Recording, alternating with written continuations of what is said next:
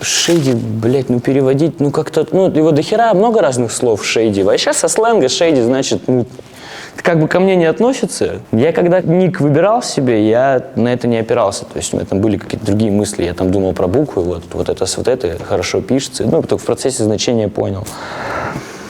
Как бы почему Shady Tales? Я в детстве смотрел мультик DuckTales.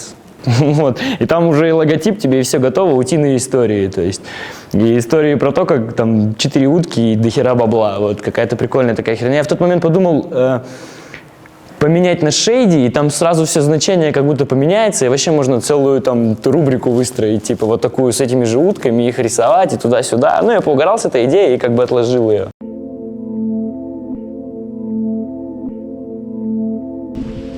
Все, я делаю.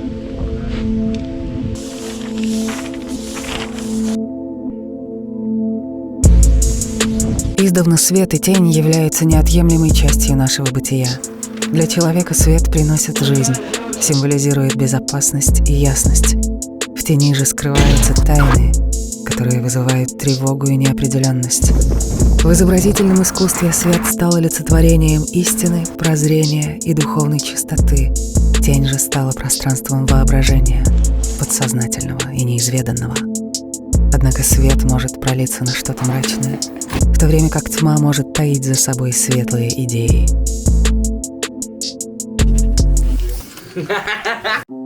Этот фильм — хроника событий, путь одного художника и его команды. Мы проживаем яркие моменты своей жизни и хотим поделиться этим со зрителем. Приятного просмотра.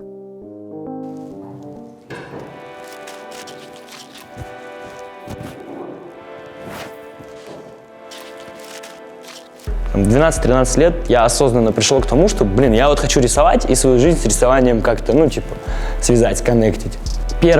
Самое первое слово, которое я в Google вбил, это было граффити. Второе, это было граффити Казахстан. Вот. И он показал мне, ну, он мне выдал, на тот момент был форум Street Art UCOS, такой старый форум, на нем все стариканы сидели, такие, типа, о, там скетчи выкладывали, батлы были, всякие такие. Но они тогда старыми еще не были, это сейчас они уже стали. И вот, и там координаты нашел Репаса. Существует множество граффити-команд, но лишь единицы смогли проделать творческий путь в более чем 15 лет и продолжать функционировать как коллектив. Репас Workshop как раз относится к таким. Послужной список ребят огромен, и на данный момент команду будет правильнее описать как творческое объединение. А сами художники, создавая свои предметы искусства, уже давно не ограничиваются одним только граффити. И все же, начиналось все именно с граффити. Выяснилось вообще, что есть граффити-школа, я сразу собрал там всех своих корешей, всех, кого мог, и, там сейчас больше половины из них даже сейчас уже не рисуют и к рисованию никак не относятся, но тогда они были со мной, мы все толпой пришли туда вот. Когда они пришли в школу, у нас граффити-школа была. Это слово «школа», по факту это была школа, я не знаю, одаренных подростков с одаренными учителями, я бы назвал это вот так. То есть бывали ситуации смешные, когда ты приходишь, и твой преподаватель Дима Дмитрий Дермен спит в кресле, вот так. Я выступал как учителем, конечно, они все смотрели и пытались там какие-то формы повторять. После чего он там просыпается, репу чешет, и ширинку застегивает, и попиздал за пивасом, вот так вот, типа такой штуки.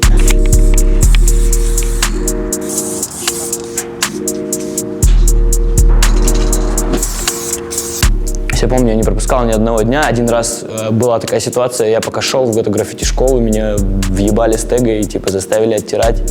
А мне там 13 лет, вызвали родителей, короче, мне надавали подзатыльников, я шел домой, плакал, думаю, да, я сегодня на граффити-урок не попаду, вот это грустно было. Я пришел и, по-моему, демон, я не помню кто, мне сказали, типа, а ты что, не знал, можно же каждый день сюда приходить. И у меня в тот момент просто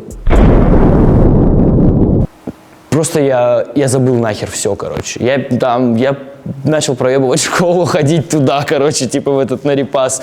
Я все оставил. Что мне было, все бросил. Мне было неинтересно ни футбол, ни ролики, самокаты, всякая вот эта херота. Я бросил все.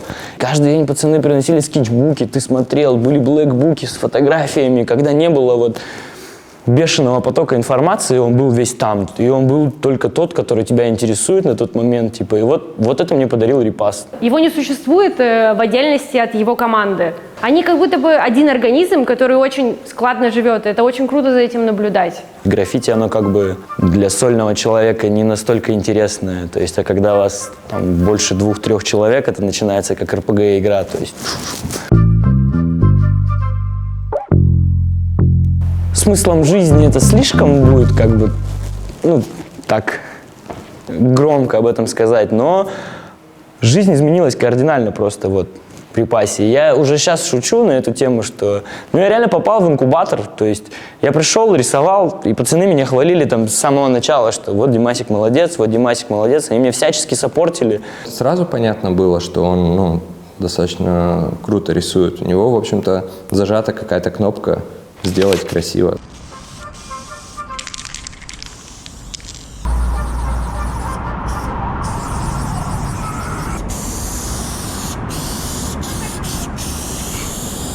Ну, в любом случае, пацаны меня всячески саппортили. Я помню, там, подкидывали заказы, я их рисовал, и с них оплачивал себе там на пластическую анатомию, ходил, рисовал с натуры. Когда при этом меня выгнали из 2 колледжей. Типа, на дизайнера я учился, но я ходил при этом сам там, уже это 15-16 лет было. Мне кажется, самый главный принцип репаса и то, из-за чего он живет до сих пор, это то, что все поддерживают друг друга. Да не знаю, семья как, по-другому никак не назовешь. Это не друзья, не работа, не что-то там. Это, семья настоящая. Есть просто общее. И мы есть у друг друга. Начиная с работ там на райончике, на гаражах, да, мы пришли к тому, что расписали каток Медео, например. Гоняли нас, опять же, с этих стен по городу. В итоге мы сами ездим по городам и выбираем себе какие-то локации, которые расписывать. То, что мне когда-то ребята дали, теперь мы всем репасом ездим по стране своей и даем всем, кому можем. То есть и у нас есть возможность это делать, и я делаю это от чистой души, с гордостью. Я считаю, что это как бы прекрасно, это лучшее, что я мог сделать, как бы сделать то же самое просто для остальных людей. То же самое, что сделали когда-то для меня.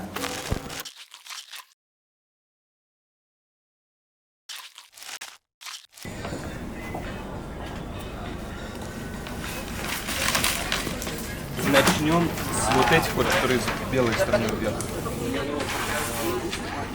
Другой стороной. 2022. Лето. Алматы. Группа молодых художников готовит один авантюрный, но довольно масштабный творческий проект. Это даже не сразу были постеры. То есть к постерам мы пришли во время того, когда думали. Мы видели место, думали, что с ним можно сделать. И целью, наверное, по большей части было заявить о себе.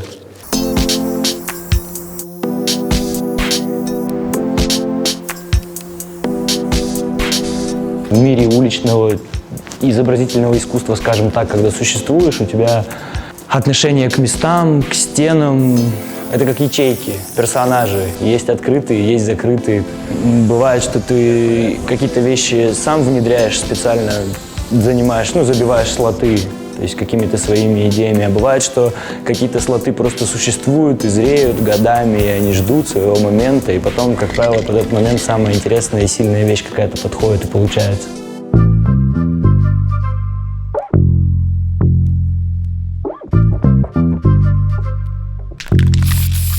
Для нас одна из важнейших вещей – это вписать работу в окружение. В каждой нашей работе есть какие-то истории прохожих людей, меняем композицию. Если на фоне, например, какие-то горы, мы пытаемся подчеркнуть где-то формой в работе то, что мы видим за ней. И подход в дальнейшем, он такой остался достаточно самобытный. И ребята приезжают, художники, мы когда куда-то едем, они говорят, что с таким не сталкивались.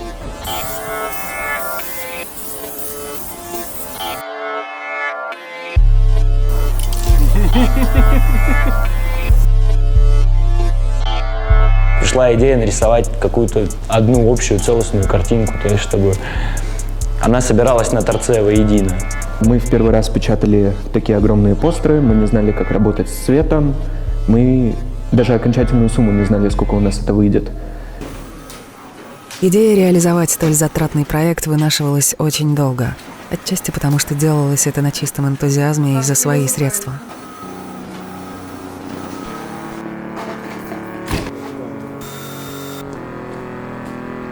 Бумагу все взяли, да? Было сложно пробираться в темниках по всей этой стройке. Первые 2 этажа были перекрыты, лестницы там не было, поэтому подсаживали друг друга, перекидывали материал. Все, значит, идем на первый глубокий.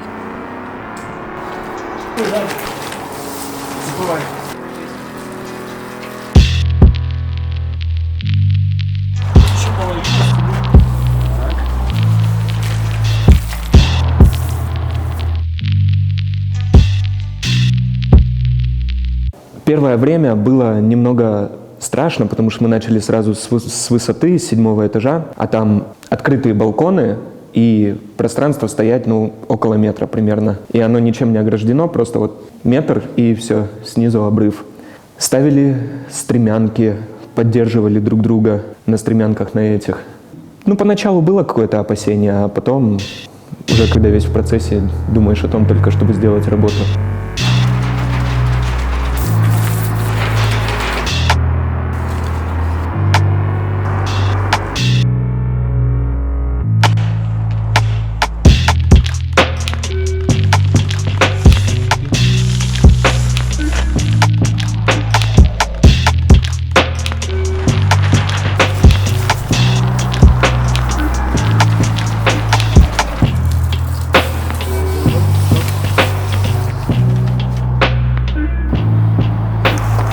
Походу, почти готово.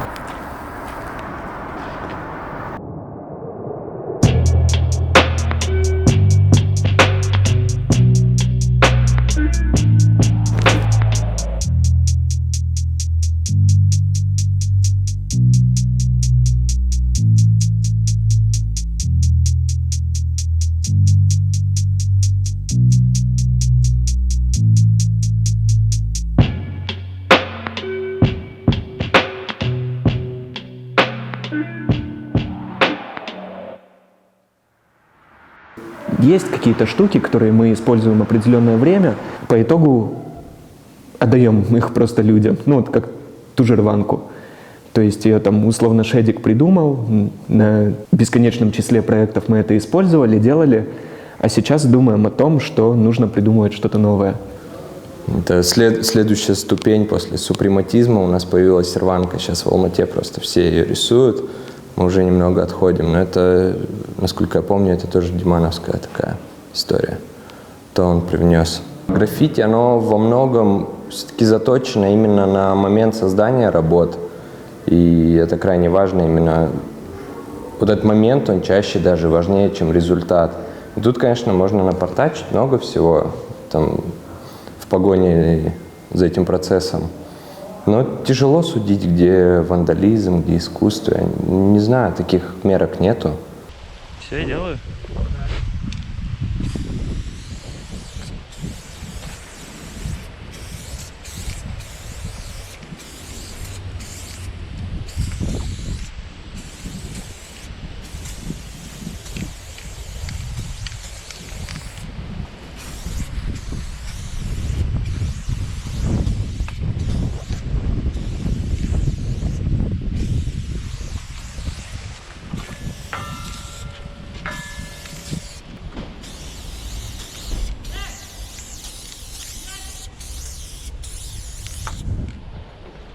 Рус, нас палит. Творческий процесс тоже во многом, почему многие ребята, там, переходя уже на какие-то серьезные, так скажем, проекты, все равно продолжают тегать, потому что в этом есть какая-то честность. Ты на улице делаешь для улицы, этот тег, понимаешь, да, о чем? То есть здесь нету никакой подоплеки, здесь все честно. Пацан вышел на улицу и нарисовал свое имя на стене. Я привожу пример, что это некая такая школа жизни, то есть ты там в 14 лет начинаешь тегать, ты изучаешь город, это школа урбанистики, наверное, так можно сказать, то есть ты понимаешь, откуда этот тег просматривается, откуда основной поток людей идет, с каких там ракурсов его видно, где можно, где лучше не стоит это делать. Ну и так далее. Это тоже процесс обучения. Если 10 лет ты ходил тегал, ты уже город знаешь просто, ну, ты на него уже по-другому просто смотришь. Это не просто там улица, не просто стена, понимаешь, не просто перекресток. У тебя восприятие другое становится. Ну, леттеринг, понимаешь, то есть все равно в любой закорючке видно, то есть видно руку мастера. То есть если это лихо сделано, прям, ну, ты ощущаешь мастерство, то это классно же.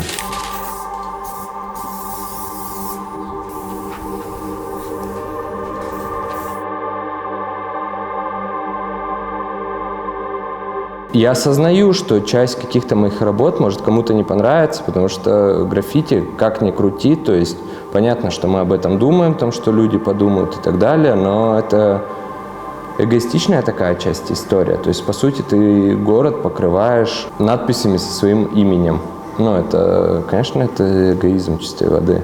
Но в то же время это же и задает городу какой-то темп. То есть, по большому счету, когда вешают баннеры, людей тоже не спрашивают, нравится ли им там этот баннер или не нравится. То есть оно появляется. Опять же, наше внимание заслуживает уважения, если человек просто встал и что-то сделал просто так, не ради там заработка или еще каких-то вещей таких. С вот этим вот опытом своим, опять же, понимание города и так далее, ты можешь переходить и делать какие-то другие проекты там, может, связанные, может, не связанные со стрит-артом. Граффити для многих оказалось каким-то таким базисом, от которого они отталкивались, и потом переходили там, будь то фотография, дизайн или еще что-то.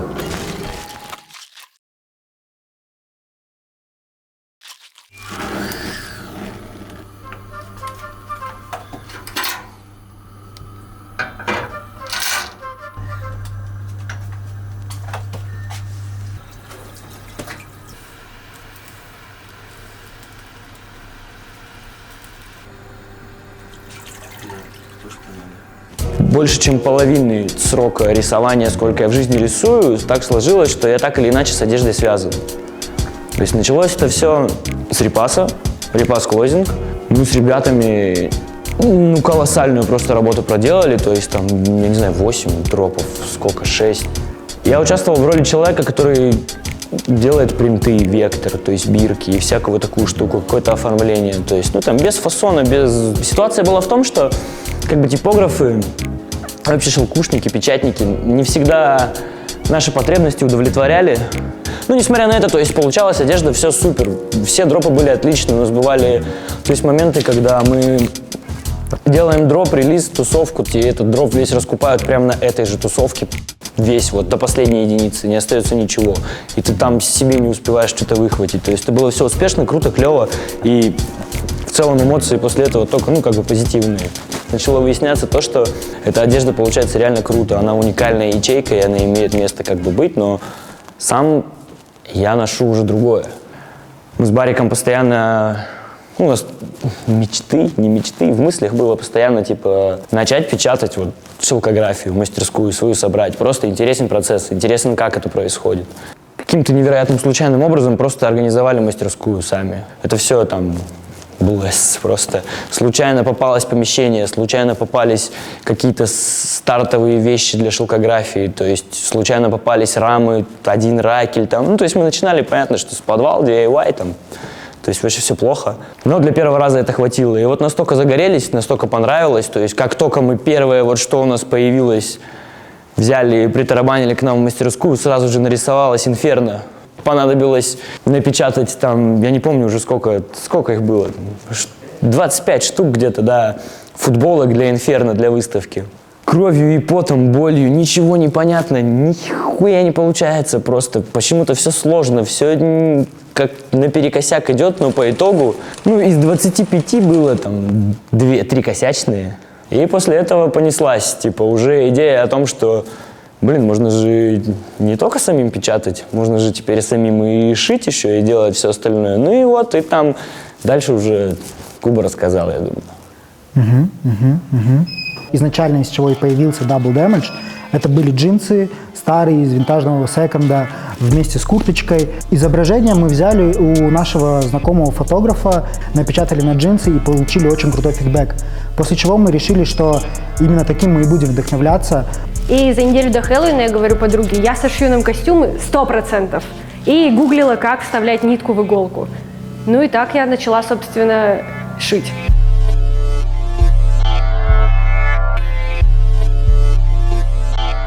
Мне вообще кажется, только из-за меня в коллекции появился розовый, потому что это самый лучший цвет на свете. Тут ничего не сказать, никто не поспорит. Я начала говорить, а давайте вот это, а давайте то, и это круто. Так потихоньку я начала им говорить вот это, начала подшивать, и мы начали работать вместе. Серия принтов со сканированными лицами, где мы сканировали своих друзей. В целом это очень интересная история, как мы притащили сканер в мастерскую, там были все наши друзья, и в окружении наших друзей мы прикалывались с этим принтером, с этим сканером. Кто-то прикладывал свое лицо, кто-то сканировал свой нос, бороду. И из этого получались очень смешные, нелепые принты, которые в целом мы начали использовать на джинсе. И на джинсе они очень круто смотрелись. Двойной урон именно в том, что тебя ударили, как будто мы хотели передать вот эту историю.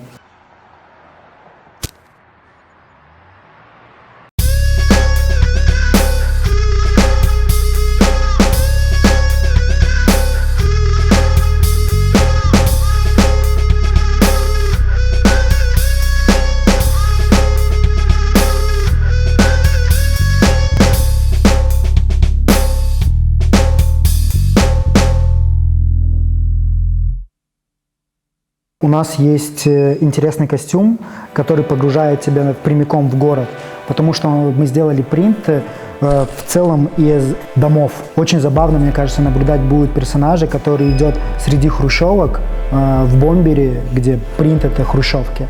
Мне кажется, надо брать по-любому. Я тогда готовлю файл, честно. А как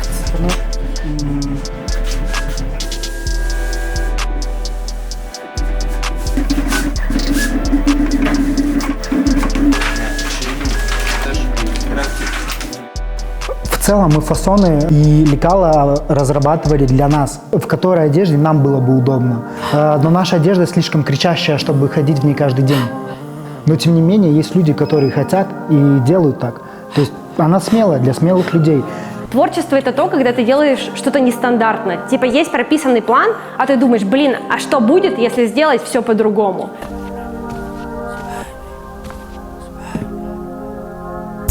Тебе пора поспать, бро.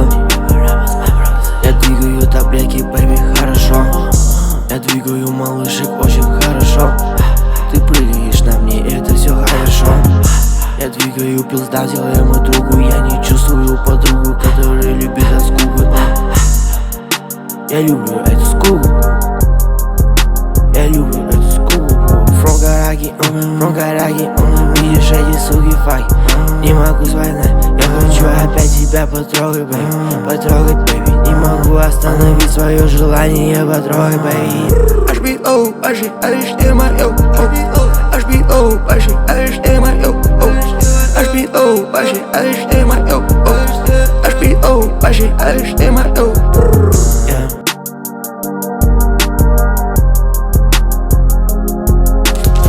Я отдаюсь вообще всецело и полностью спонтанности.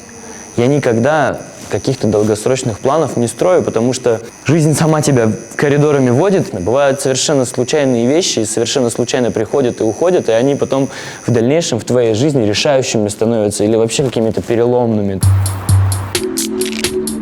А это вообще легально про это рассказывать?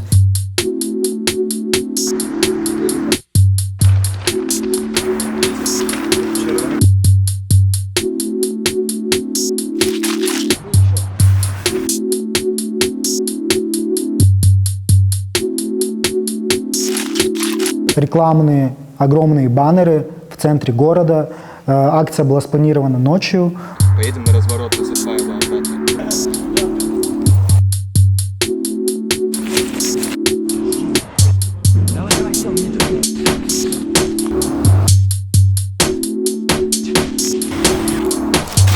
Можно контролировать эту хуйню.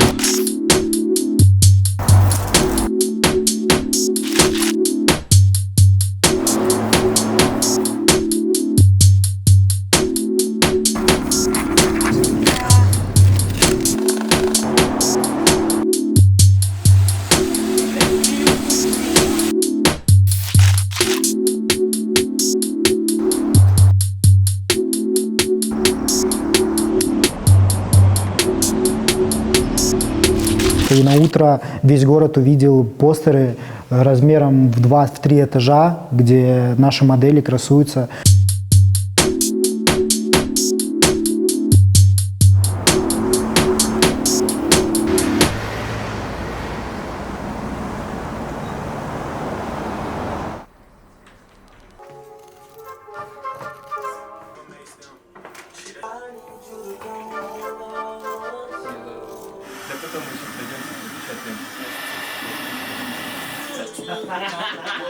А если сделать показ с моделями, с подиумом? Куба большой молодец. Он составил всем списочки, сценарий раздал, всех подготовил, всех обработал. Но сегодня еще будет прогоночная вечеринка в 5. Статус моего состояния или готовности к выставке?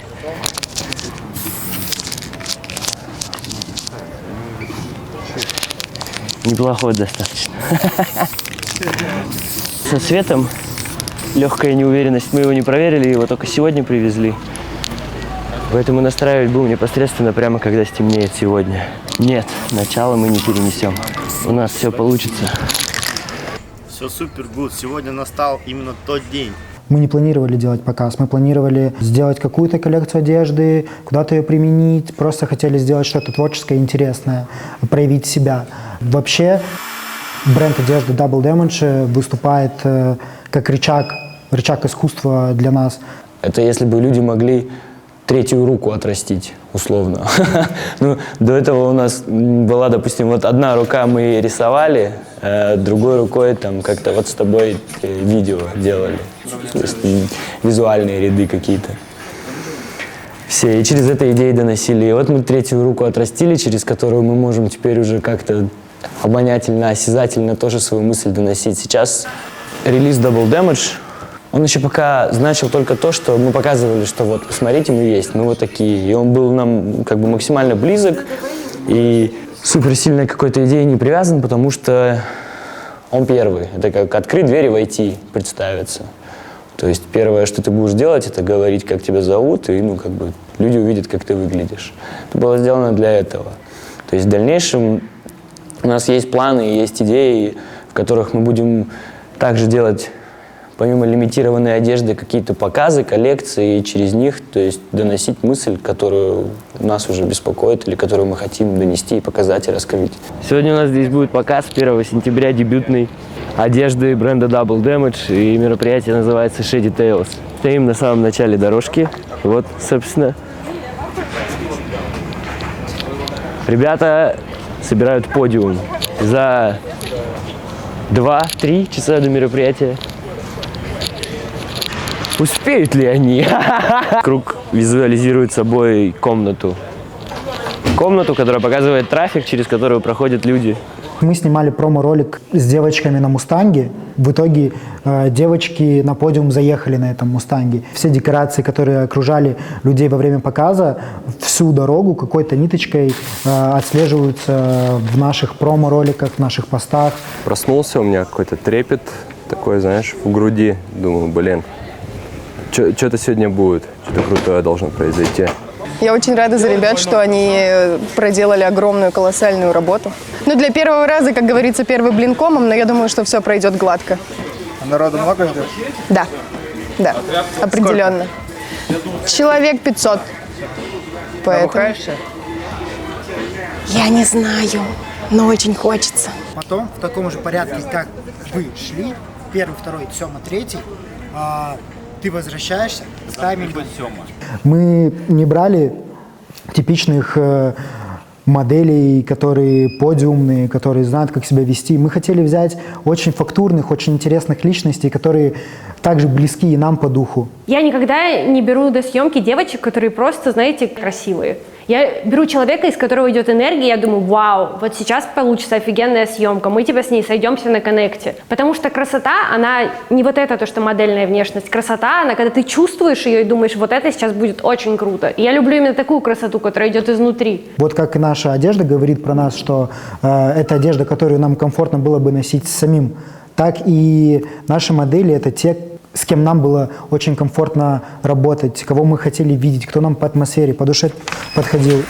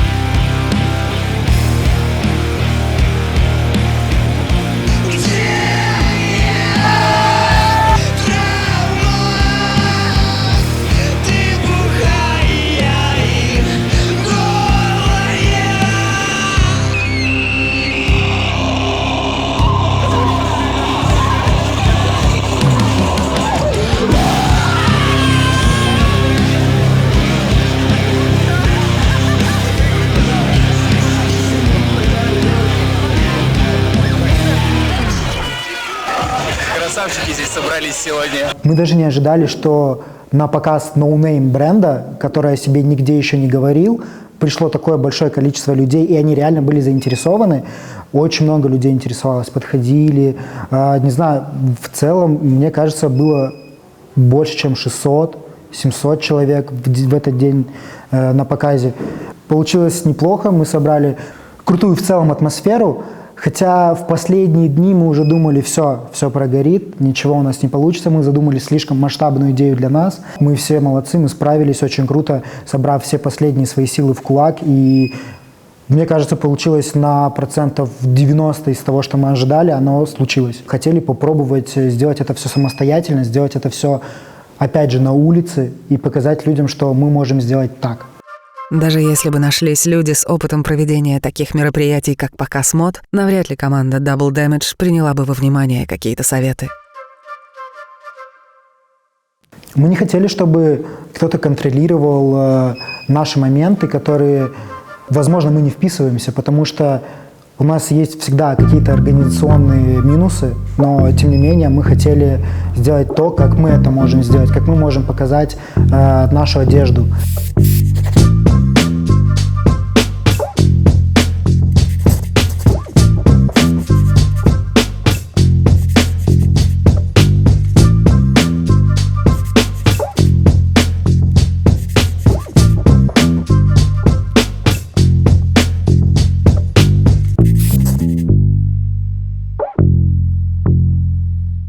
Да, самое пиздатое мы имеем на сегодняшний день. Мы можем выразить любую мысль, донести любую идею абсолютно любым способом и любым методом, только каким придумается. От печати на одежде и произведения каких-то коллекций и показов до рисования на стенах и приклеивания плакатов где угодно. Мы можем все.